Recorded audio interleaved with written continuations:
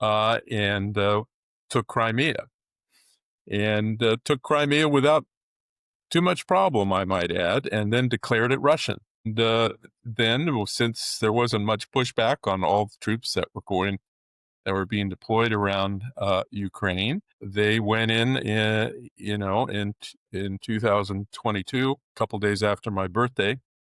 I remember because I was on the news the whole time, so I didn't get to celebrate my birthday that year, but that's fine. Uh, uh, there are much more important things. In fact, another year, you don't want to celebrate that at a certain point. And you certainly didn't want to celebrate the Russian invasion of Ukraine, which is the second time they've done it in a decade. And this time, it's now become a war of attrition, where there are 2 to 3 thousand people dying a week, and that's both Ukrainians and Russians. And it doesn't show any signs of letting up, frankly. So I don't think there's much that China at this point can say to Putin that it's not in his interest to do something when he's already spent money, blood.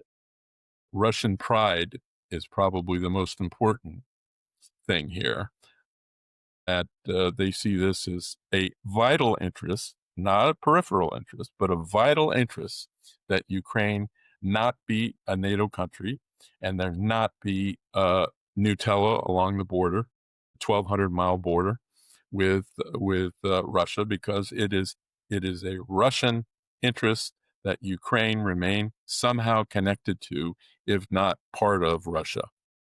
Hard to get beyond that when you're talking to a Russian. At some point, you know, before the war started, there was a chance that they could negotiate it like they did with Austria in 1955. The Soviets were in Austria until 1955, by the way, but they agreed to go neutral, and so the Russians left. And Austrians are still neutral to this day, but they also have connections to NATO and are connected to the European Union. But that got the Soviets out. You could do something like that with Ukraine, but now that there have been so many casualties, both sides are dug in to a point where they're not going to want to give up territory, and the Soviets are not going to want to go home, especially from the Russian-speaking areas.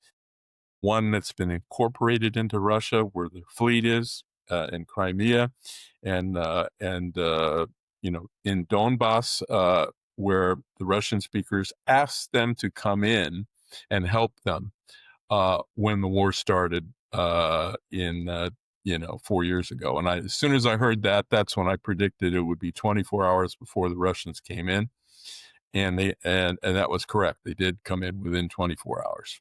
So the problem has gone on for too long. There have been too many casualties. Now both sides are dug in, and so it's going to remain a war of attrition that is going to be a point of contention between NATO and Putin and the United States for, I say, years to come. Putin's not ready to give up, and Zelensky isn't ready to give up territory.